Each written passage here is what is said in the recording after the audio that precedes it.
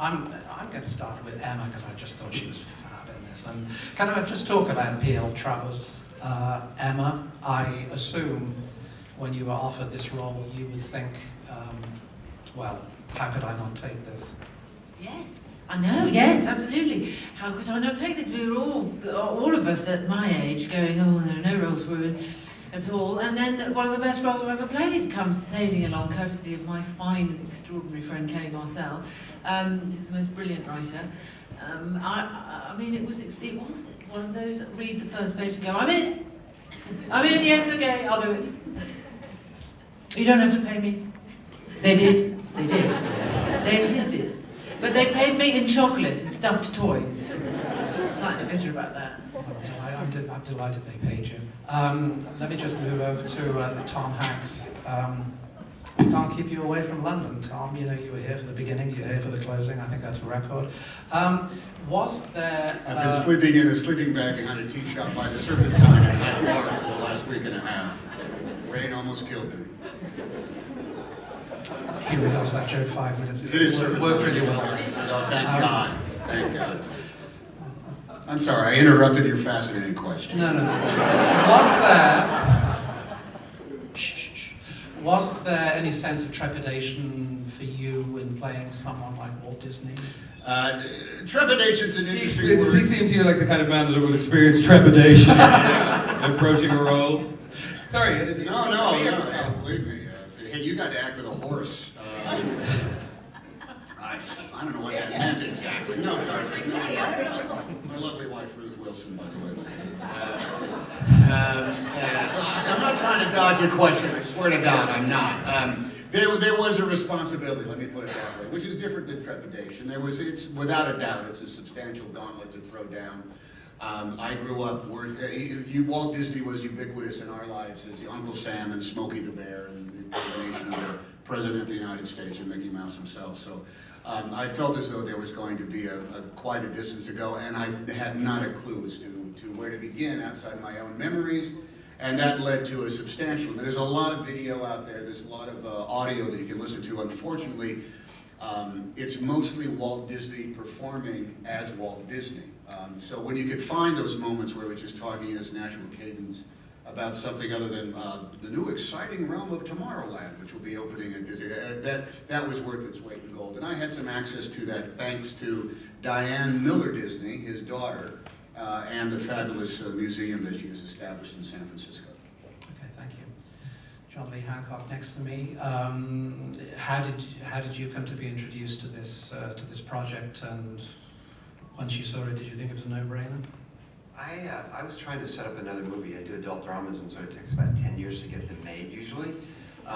So I was trying to get another one set up that had fallen apart several times, and the script came across the desk for me to read, and I was told that it was quite good, and I knew that it was, about the behind the scenes, the making of Mary Poppins, and I thought, well, I like Mary Poppins. I'm not somebody that watches it every year, so I'm probably not the right person for this. And eventually my agent told me that I should definitely read it, if only for the pleasure of having done so. And I picked it up and was just enthralled again with Kelly's words. And I felt like, even though I'm, a Texas guy from a refinery town, I felt inside the story, and it was one that I desperately wanted to tell. Then I had to get the job, so I had to go in and pitch my take on it, talk about the movie, and thankfully met Alison Owen there in that meeting, and I got hired. I don't know how, but thank God.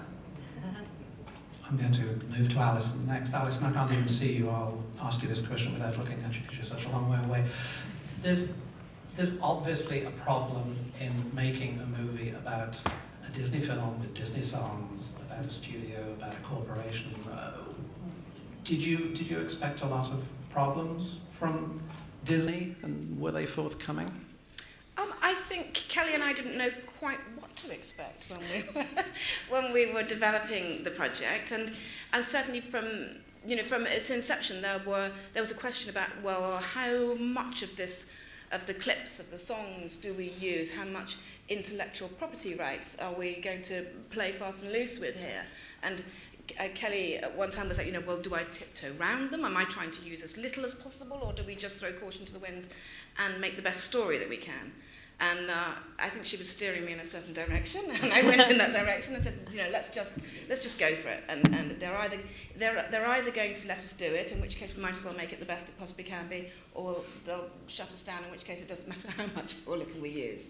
So Kelly set out just trying to write the best script she could and use all the material, and then we had a certain strategy in terms of approaching Disney, and luckily for us, the right people were sitting at the right desks and in the right chairs at that time, and I think Mary Poppins was blowing the wind in the right direction, and it met with favour, and Disney have supported this project and been absolutely smart and intelligent in their approach and in terms of letting us do the right thing by the movie and by the story. Okay, so Kelly, was it? It was your instinct to go for broke as well, was it, rather than try and be cautious and try and anticipate roadblocks?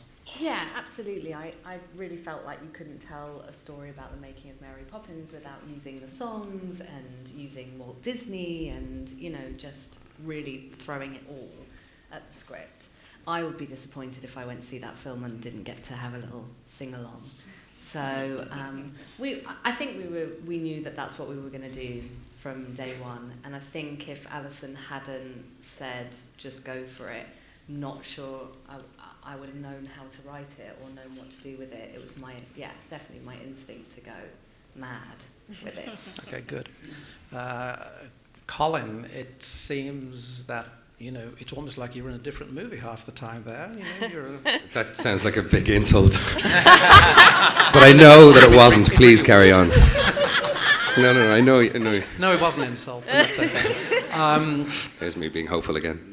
Let me put it like this. I mean, there's a foreground story and there's a backstory, which of course is the story of Mr. Banks. And it seems to me it's just very different from any role I've seen you play. Did it sort of feel like a departure for you? Anytime you kind of step into the fiction of another person's skin and you go from objectively perusing the script and the character's life into being a subject of the story, it's a departure. Like it truly is. But this was, I suppose if I was to look back at the chronology of stuff that I've done, it does feel a little bit more unique. And I think more than that being about the characters, that's about the sensibility and the sensitivity of the whole film.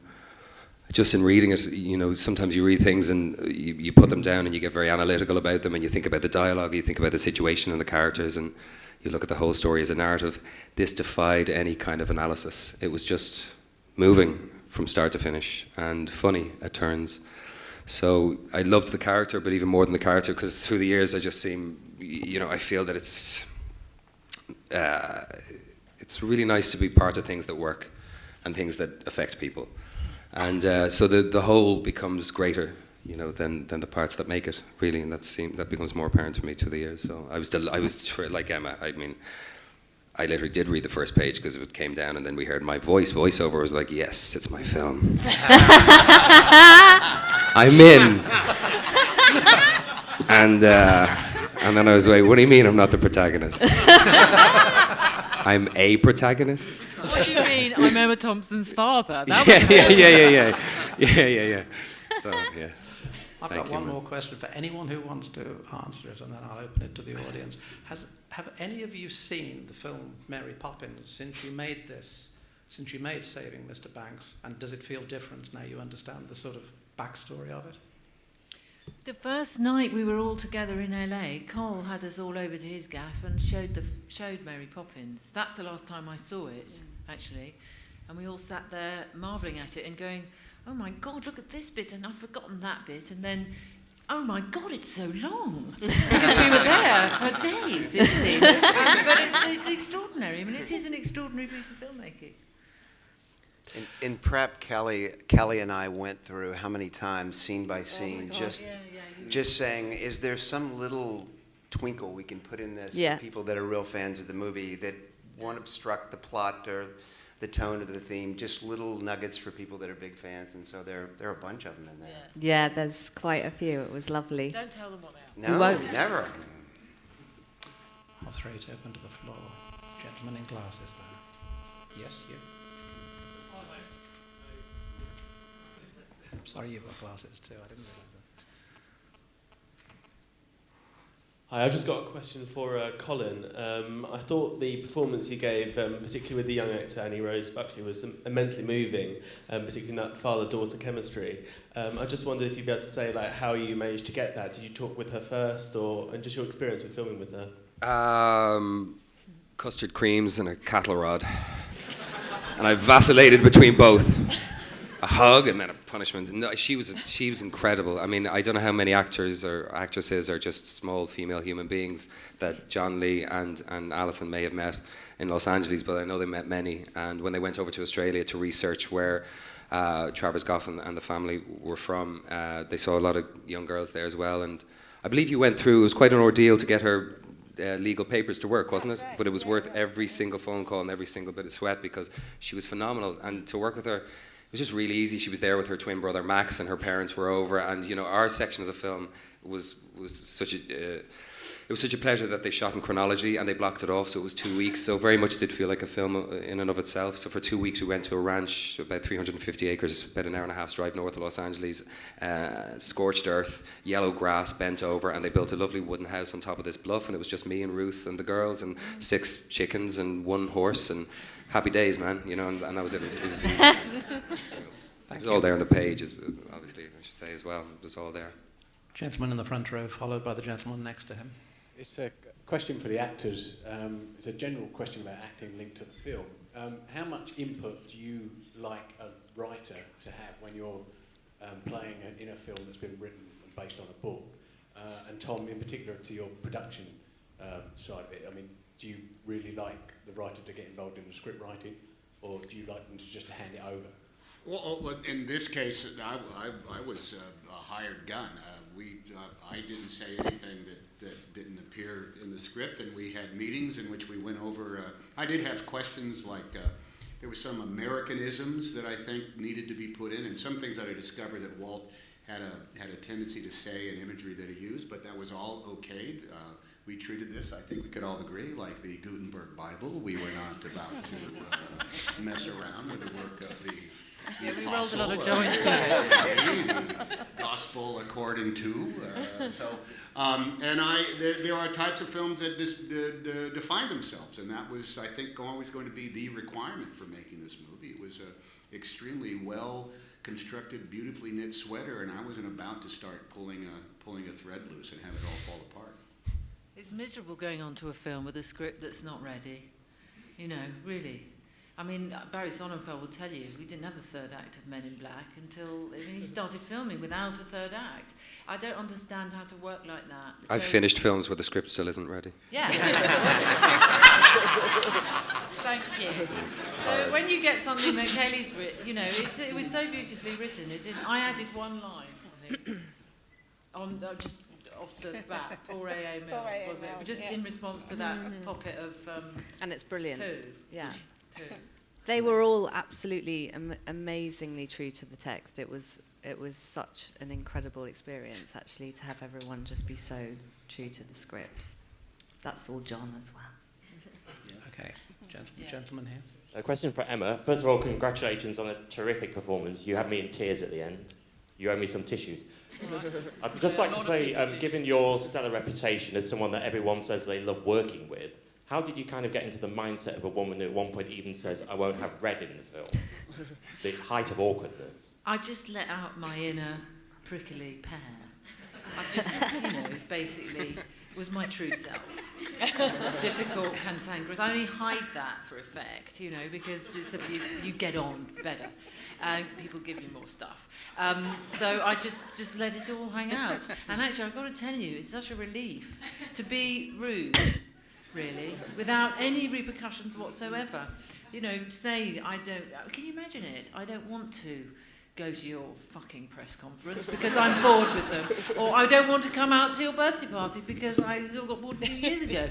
I mean, if you could, just come out with these things. And she did. She said what she meant. She just said it. I know I do that sometimes and get into terrible trouble, and probably will now. But that was what was so great.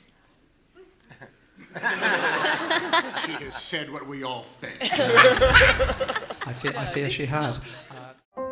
Winds in the east, mist coming in. like something is brewing, about to begin. Ladies and gentlemen, we are beginning our descent into Los Angeles.